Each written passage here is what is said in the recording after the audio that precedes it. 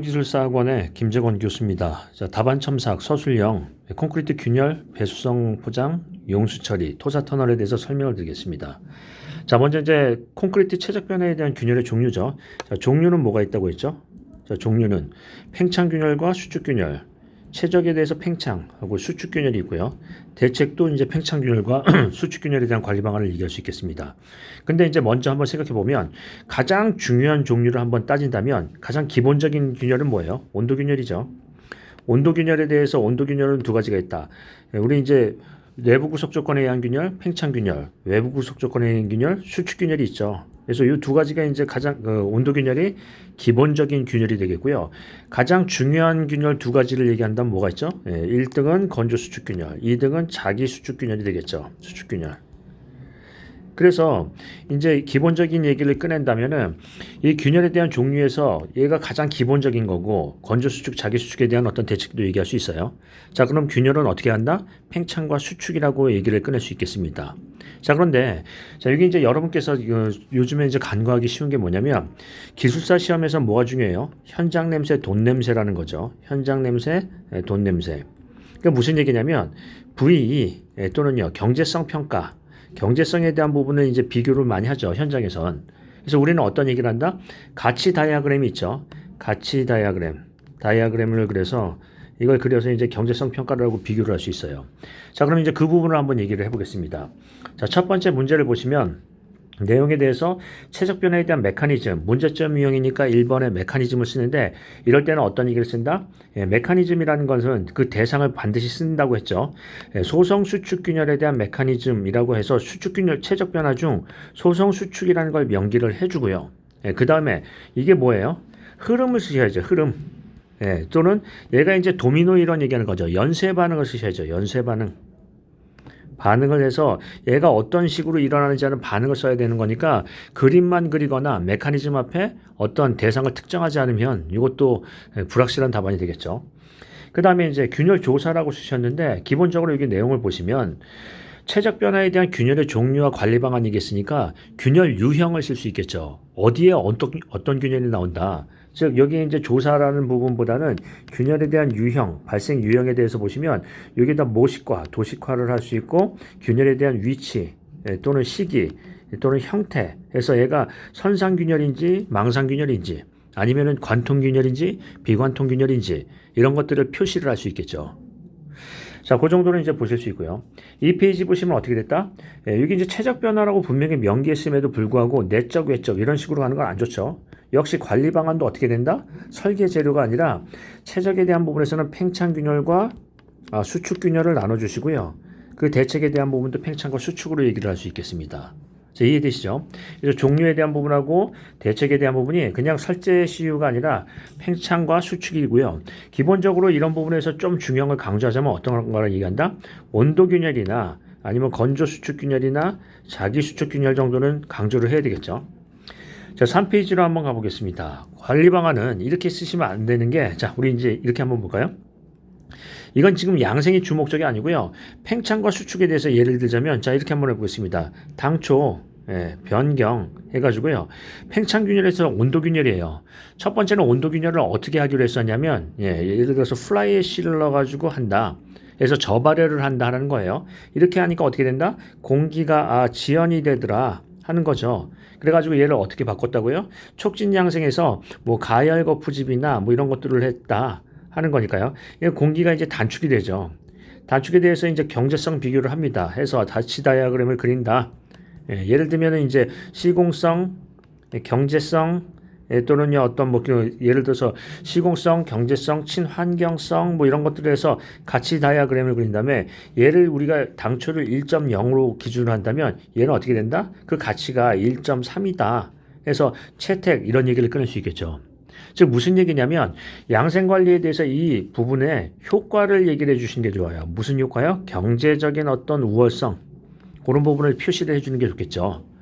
그래서 하나의 이제 답안에 대한 작성 방법인데 그냥 쓰시기보다는 가치 다이어그램과 경제성을 자꾸 비교를 해주시는 게 좋다. 현장 냄새와 돈 냄새요. 자, 그다음 다음 보겠습니다.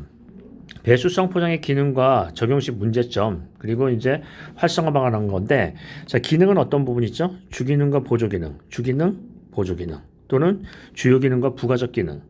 주기능은 어떤 부분이 있나요? 일단 배수를 한다 하는 거예요. 배수를 하면 뭐 되죠? 물이 빠지니까 어떻게 해요? 안 미끄러지죠. 미끄럼에 대한 어떤 부분이요? 저항성이 증가된다. 저항성이 증가된다 하는 거고요. 그 다음에요. 물이 안 고여 있으니까 빛 반사가 안 되죠. 반사가 안 되니까 어떻게 된다? 어떤 사용자에 대한 어떤 편의성이 증대된다 하는 거예요. 반사가 안 된다. 자, 그렇게 하고요. 보조 기능은 뭐가 있죠? 열섬 저감 효과. 물이 들락달락하니까 기화열에 의해서 이제 그 어떤 열이 저감이 되는 효과도 있고요. 또요, 저소음에 대한 기능도 있을 수 있어요. 물론 열섬 포장이나 저소음 포장은 따로 있지만 이런 기능도 수행할 수 있다라는 얘기예요. 자, 그렇게 하고요. 문제점에 대해서는 먼저 얘기를 하기 전에 여기 이제 내용을 한번 보겠습니다. 문제점 뒤에 적용 활성화 방안이 있다는 거예요. 그러면 문제점에서는 어떤 게 문제점이 있다는 거죠? 분명 기술적인 문제점도 있지만 비기술적인 문제점, 즉 이거를 활성화하지 못하는 이유가 걸림돌이 있다는 거예요. 이해되시죠? 예를 들면 어떤 구체화된 어떤 기준이나 표준도 모호하고 또 이게 배수성 포장이라는 게 여러 가지 기능이 있다고 한다면 기능에 따라서 어떤 표준을 세분화해야 되는데 그게 안 되는 부분이 있죠. 그러니까 기술적과 비기술적인 부분의 문제점을 얘기할 수 있고요. 자, 그 다음에 마지막으로 적용 활성화에서는 핵심이 뭐예요? 이거는 실은 뭐가 있죠? 국토부에서 발간한 우리 이제 지침, 배수성 포장에 대한 시공 지침에 대한 부분이 개정이 됐죠. 그 개정에 대한 부분을 주요 내용을 보면 어떻게 된다? 이 적용 활성화를 위해서 개정을 하는데 첫 번째, 적용 범위를 특정을 한다. 우선 적용 범위에 대한 부분을 얘기를 하고요. 그 다음에요. 공급률에 대한 부분을 완화를 한다. 이거는 이제 많이 쓸 수 있게끔요. 당초에 20%인데 10몇 프로로 줄인다 하는 거고요. 그 다음에 투수성에 대한 부분에서 투수성을 좀 강화했다. 이런 부분을 얘기해서 여러 가지 이제 그 적용 활성화를 위한 부분에서 그 내용을 조금 더 상세히 구체적으로 했다는 얘기예요. 그럼 한번 보겠습니다. 향후에 활성화하려면 어떤 부분을 하는 게 좋을까요? 예를 들자면 배수 기능을 주목적으로 한다, 열섬 저감 기능을 주목적으로 한다, 또는 저소음을 주목적으로 한다라고 한다면 각각에 대한 기준이 세분화가 되어야 되겠네요. 즉 모든 기능을 상향으로 해서 최고 수준으로 할 게 아니라 각각에 대한 기능에 따라서 이 기준을 세분화하는 게 중요할 수 있겠네요. 그렇게 되면은 여러 군데에 쓸 수가 있겠죠. 또 이런 부분에 대해서 어떻게 한다? 우선 적용 구간이라는 거를 둬서 꼭 이런 부분에 대해서는 해야 된다라는 얘기를 꺼낼 수 있고요. 이해되시죠? 자, 이거를 좀 이렇게 한번 표현해 보겠습니다. 사례로 보시면 경제성에 대한 확보 사례. 그래서 어떻게 한다? 이거를 배수성 포장을 당초에 대한 부분에서 일단은 1안, 2안이 있다고 한다면 당초에서는 어떻게 해요? 신설을 하는 거지만 얘는 어떻게 한다? 그 포장체를 우리 이제 기존에 대해서 더 씌우기를 한다는 거죠. 예를 들자면은 기존 포장층에다가 불투수층을 깔고 기존 포장 위에다가 불투수층을 깔고 어떻게 한다? 여기다가 배수성 포장을 시공을 하면 그 비용이 더 절감이 된다는 어떤 부분이요? 경제성 확보 사례 이런 얘기도 꺼낼 수 있죠. 자, 그러면 이제 내용을 이렇게 보시면 기본적으로 원리의 고찰에서 이제 내용이 있는데 자, 과연 무슨 원리냐는 거죠. 즉 배수 원리의 비교 이런 얘기를 꺼낼 수 있죠. 즉 일반 포장하고 일반 우리 불투수 포장하고의 배수 원리 비교해서 배수 원리를 비교를 해야죠. 제가 계속 얘기 드리는 거는 메커니즘이나 원리 앞에 무슨 원리인지를 얘기를 꺼내셔야 돼요. 배수 원리 비교 이런 얘기 괜찮죠? 자, 그다음에 이제 공학적 차이점 이런 얘기도 잘 쓰셔야 될 게 공학이라고 한다면 어떤 역학적인 얘기에서 응력과 또는 변형 또는 강성 이런 부분에 대한 내용이 나와야 되는데 그 공학적인 내용이 없어요. 여기요. 어디에 공학적 내용이 있느냐 하는 거죠. 그래서 가급적이면 여러분께서 답안을 쓰실 때는 어떻게 쓰셔야 된다? 제목과 내용이 일치가 돼야 돼요. 자, 그렇게 보시고요. 기능은 주기능과 보조기능에서 이제 내용을 꺼내고요. 문제점은 구조적 일반적 문제가 있는데 활성화 방안은 뭘 보신다? 예, 우리 이제 국토부에서 발간한 뭐가 있다고요? 예.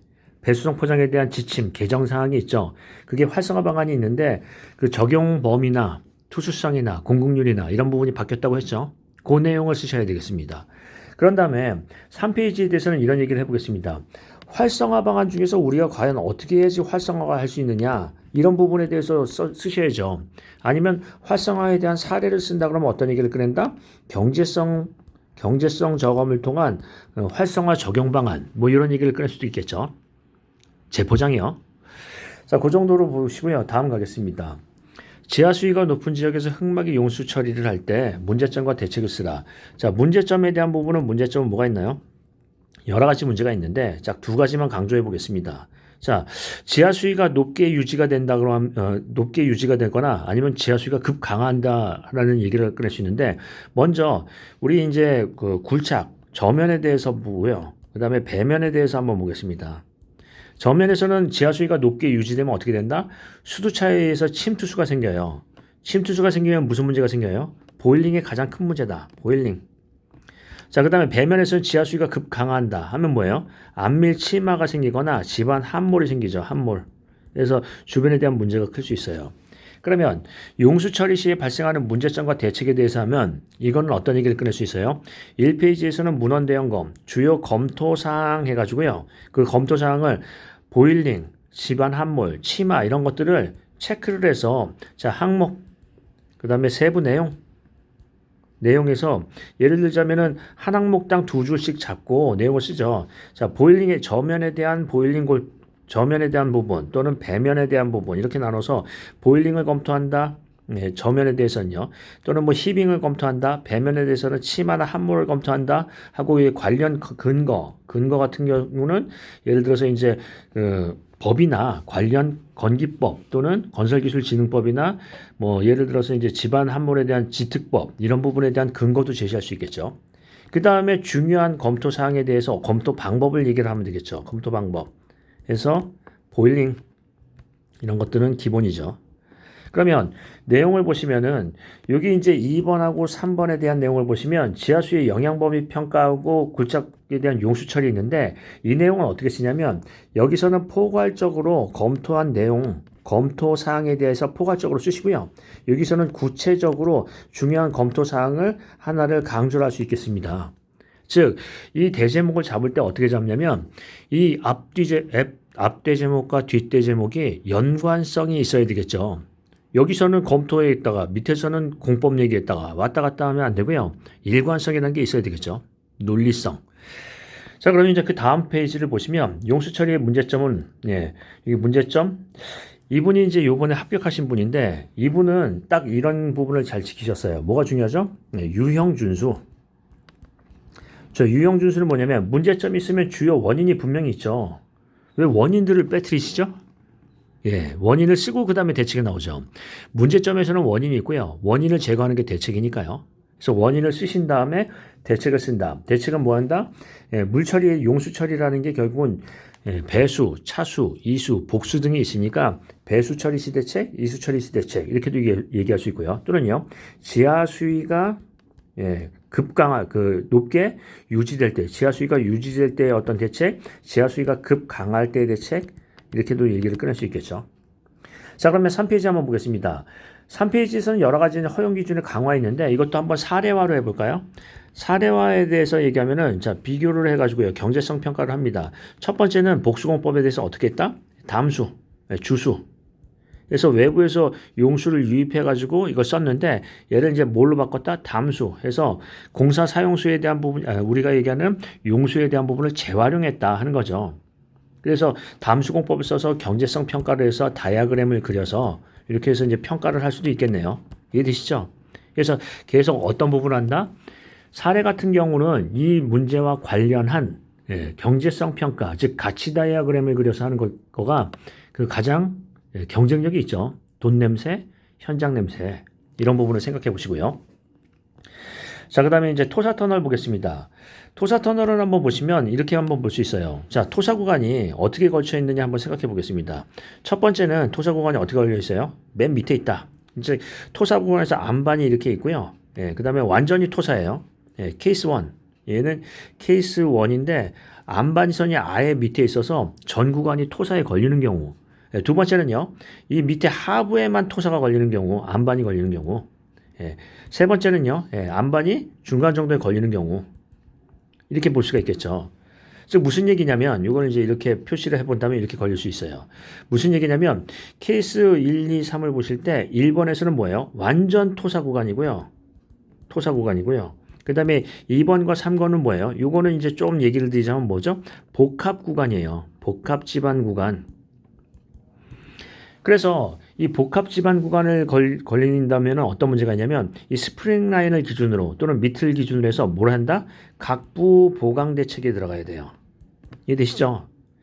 그러면 요 이제 내용을 보시면 토사 터널에 대한 발생 문제점, 굴착식의 발생 문제점과 대책을 하면 토사 터널에 대한 유형, 즉 토사 터널이 어떻게 굴착을 되느냐 하는 유형을 먼저 얘기해야 되겠죠. 어떻게 된다? 안반이 맨 밑에 있는 경우, 안반이 되는 복합 구간인 경우, 즉 완전 토사 구간인 경우가 있고요. 복합 지반 구간인 경우가 있어요. 그래서 이런 부분에 대한 대책이 다를 수가 있다 이 얘기죠. 특히 완전 토사가 더 위험할까요? 복합 지반이 위험할까요? 그건 경우에 따라서 다르지만 복합 지반도 그렇게 안정 지반은 아니란 얘기죠. 더 위험할 수 있다. 따라서 각부 보강이라는 얘기가 나와야 돼요. 그러면 1페이지는 뭐예요? 유형, 문헌대 점검, 유형. 이거 왜 안 쓰시죠? 자, 그 다음에 2페이지 한번 넘어가 보겠습니다. 문제점을 썼으면 대책을 쓰기 전에 반드시 뭐가 있어야 돼요? 원인. 그래서 이번에 합격되신 분들을 제일 가만히 보시면 어떤 부분이 있다? 유형 준수가 잘 돼 있어요. 유형 준수. 문제 존중도 중요하지만 논리적인 부분에서는 유형이 중요하죠. 왜 이게 파괴가 되느냐는 원인이요. 자, 그 다음에 대책에 대한 부분은 어떻게 한다? 내적, 외적도 중요하지만 얘를 아까 유형별로 나눴으면 세 가지 케이스가 있다. 뭐 이렇게 얘기할 수 있는데 두 가지 케이스라면 뭐예요? 완전 토사 구간인 경우, 완전 토사 구간을 통과하는 경우하고요. 복합 지반을 통과하는 경우 이렇게 나눠서 쓸 수가 있겠죠. 그래서 완전 토사 같은 경우에는 밑에서의 어떤 팽창성 지반, 하부에 대한 그라우팅이나 하부에 대한 어떤 융기에 대한 대책도 절실해요. 상부도 중요하지만. 이해되시죠? 복합지반 같은 경우에는 이런 부분에서 이렇게 복합지반이 평행인 경우가 거의 없죠. 경사인 경우에는 어떻게 해요? 편압의 문제가 크고 용수가 위에 걸려요. 자, 편압. 또요, 용수. 완전 토사인 경우에는 뭐예요? 편압이나 용수의 문제는 없겠죠. 적겠죠. 하지만 어떤 문제가 있다? 융기나 지반 하부 지반에 대한 연약 지반에 대한 문제도 있을 수 있어요. 그러니까 우리가 보통 터널을 하면은 상부에다가 아니면 천정부하고 측벽부 쪽에다가 보강을 많이 하고 바닥은 안 하는데 바닥부 보강에 대해서 집중을 해야 된다 그 얘기죠. 이해되시죠? 자, 그러면 대책은 어떻게 한다? 완전 토사인 경우, 복합 지반인 경우 이렇게 이제 얘기를 하고 그 다음에 얘기를 꺼내야 되겠죠. 그 다음에 각부 보강에 대해서 이렇게 얘기를 하셨는데 이것도 어떻게 한다? 보강 방안을 제시하는데 뭐를 하는 거예요? 공공 현장에서의 사례를 중심으로 이렇게 쓰시는 게 낫겠죠. 그래서 예를 들면은 1안과 2안이 있으면 1안에서는 어떻게 보강하고 2안에서는 어떻게 보강하기로 했는데 가치 다이어그램을 그려서 얘가 경제성이 얘는 V에 대해서 본류가 보니까 얼마요? 1.0을 기준으로 했을 때 얘는 1.5에서 채택 이런 식으로요. 그래서 가급적이면 어떤 얘기를 한다? 보강 방안도 사례를 중심으로 하는 것, 즉 경제성에 대한 부분을 중심으로 하는 것도 하나의 방법이 될 수 있다는 거죠.